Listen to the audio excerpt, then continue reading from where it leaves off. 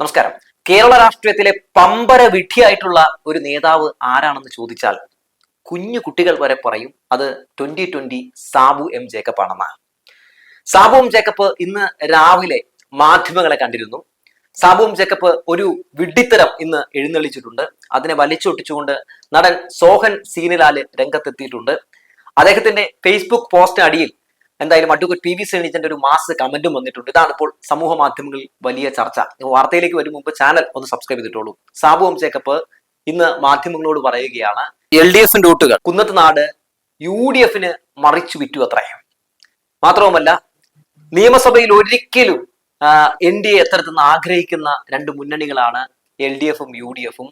Vote കച്ചവടം നടത്തുമെന്ന് എനിക്ക് അറിയാമായിരുന്നു എന്നൊക്കെ സാബു എം ജേക്കബ് മാധ്യമങ്ങളുടെ മുമ്പിൽ എന്ന് പറയുകയാണ്. സത്യത്തിൽ അത് കേട്ടപ്പോൾ ഒരു കുംഭസാരവും ഒരു വല്ലാത്ത രീതിയിലുള്ള കരച്ചിലുമായിട്ടാണ് എനിക്ക് തോന്നിയത്. നിങ്ങളൊന്ന് ആലോചിച്ച് നോക്കൂ, ഏതെങ്കിലും ഒരു സിറ്റിംഗ് MLA തങ്ങളുടെ വോട്ട് താൻ തോക്കാൻ വേണ്ടി അതും UDF മറിച്ചു കൊടുക്കുമോ?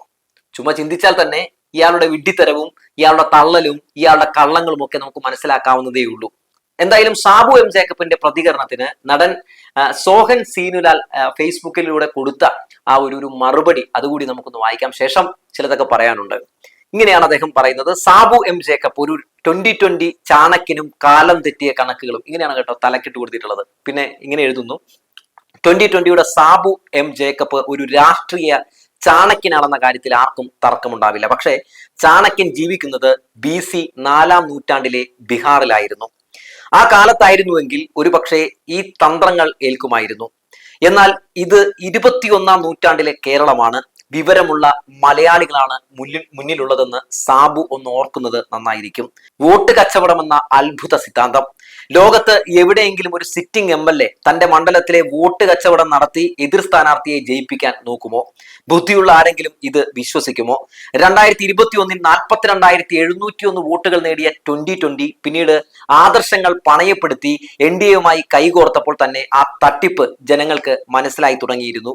2020 അണികൾ കൂട്ടത്തോടെ CPMലേക്കും കോൺഗ്രസിലേക്കും തിരിച്ചുപോയത് ആരുടെയെങ്കിലും കുഴപ്പമാണോ? അതോ സാബുവിന്റെ തന്നെ രാഷ്ട്രീയ നിലപാടില്ലായ്മയാണോ? ആരാണ് വിഡ്ഢികൾ? LDF വോട്ട് കച്ചവടം നടത്തിയില്ലായിരുന്നുവെങ്കിൽ 2020 സ്ഥാനാർത്ഥി 25,000 വോട്ടിന് ജയിക്കുമായിരുന്നു എന്നൊക്കെ തട്ടിവിടാൻ നല്ല ധൈര്യം വേണം. ജനങ്ങളെ ഇത്രമാത്രം വിഡ്ഢികളാക്കാൻ ശ്രമിക്കുന്നത് ആരെ ബോധിപ്പിക്കാനാണ്? കേരളത്തിലെ വോട്ടർമാർ ഇതൊക്കെ കണ്ട് ചിരിക്കുകയാണെന്ന് സാബു എന്നാണാവോ തിരിച്ചറിയുക? മെയ് 4 കാണാം 2021 ആ 42,701 വോട്ടുകൾ ഇത്തവണയും അവിടെ തന്നെ കാണുമെന്നാണ് സാബുവിന്റെ വിശ്വാസമെങ്കിൽ നമുക്ക് കാത്തിരിക്കാം. ഇലക്ഷൻ റിസൾട്ട് വരുന്ന മെയ് 4 ഈ കണക്കുകൾ ഒന്നുകൂടി പരിശോധിക്കപ്പെടും. അന്ന് അറിയാം 2020 വോട്ട് ബാങ്ക് എങ്ങോട്ട് ഒലിച്ചു പോയെന്ന്. ഒരു വിനീതമായ ഉപദേശം. ആധുനിക മലയാളിയുടെ രാഷ്ട്രീയ ബോധത്തെ കുറച്ചുകൂടി ബഹുമാനിക്കുന്നത് നന്നായിരിക്കും.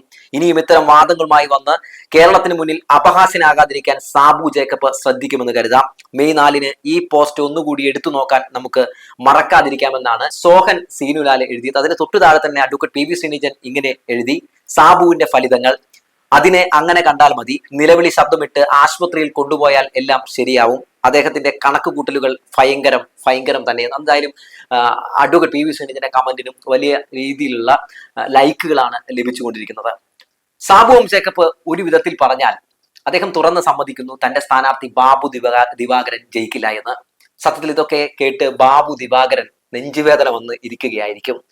25,000-ലധികം വോട്ടിന് ജയിക്കുമെന്നൊക്കെ പറഞ്ഞ് തള്ളി മറിച്ചാണല്ലോ സാബുവും ജേക്കബും സംഘവും എന്തായാലും കുന്നത്തുനാട് വോട്ട് പിടിക്കാൻ വേണ്ടി കറങ്ങി തിരിഞ്ഞു നടന്നത്.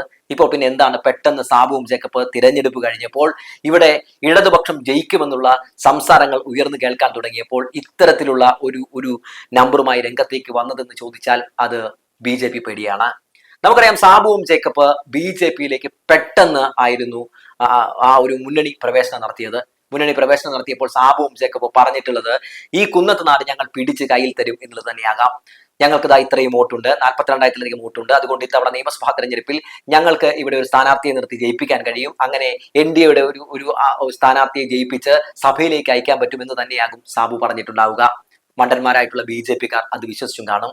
എന്തായാലും സാബുവും ജേക്കബ് BJP-യിലേക്ക് പോയതോടുകൂടി തന്നെ ന്യൂനപക്ഷ വോട്ടുകളൊക്കെ എന്തായാലും നിലവിൽ സാബുവിന്റെ ആ പാളയത്തിൽ നിന്ന് ക്യാമ്പിൽ നിന്ന് പോയിട്ടുണ്ടെന്നുള്ള വസ്തുത സാബുവും ജേക്കബും മനസ്സിലാക്കിയിരിക്കുന്നു.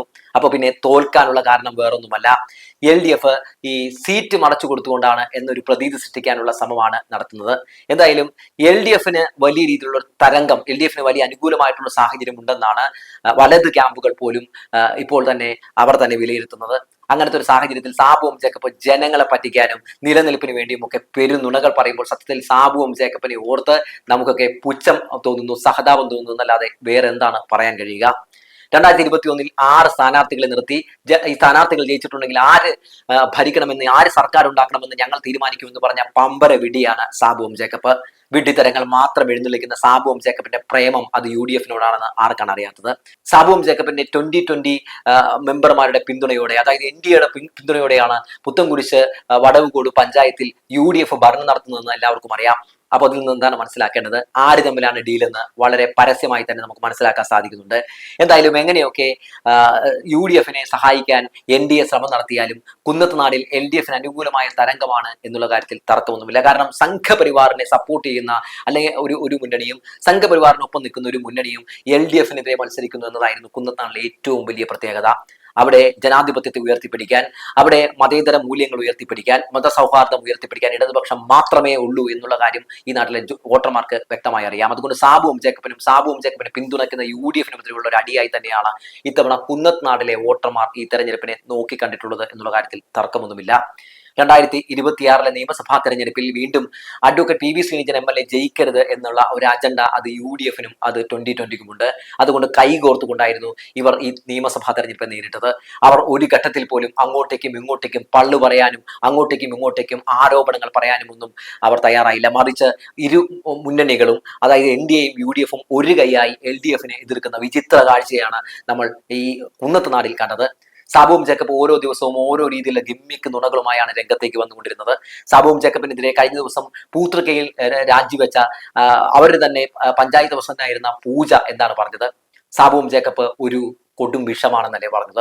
സാബുവും ജേക്കബിന്റെ രാഷ്ട്രീയം എന്ന് പറയുന്നത് നിലനിൽപ്പിന് വേണ്ടിയുള്ള രാഷ്ട്രീയമാണെന്നല്ലേ പറഞ്ഞത്? അദ്ദേഹം BJP-യിലേക്ക് പോയില്ലായിരുന്നുവെങ്കിൽ UDF-ലേക്ക് പോകുമായിരുന്നു എന്നല്ലേ പറഞ്ഞത്? അങ്ങനെ സാബുവും ജേക്കബ് ഒരു പെരും നുണ കൊണ്ട് പഴുത്തുയർത്തിയ കൊട്ടാരത്തിൽ വിള്ളല് പറ്റുന്നു. ജനങ്ങൾ ആ കൊട്ടാരം തകർത്തെറിയുന്നു എന്ന് കാണുമ്പോൾ സാബുവും ജേക്കബ് BJP-യിൽ നിന്ന് അടികിട്ടാതിരിക്കാൻ വേണ്ടി പുതിയ തന്ത്രങ്ങളുമായി രംഗത്തേക്ക് വരുന്നു.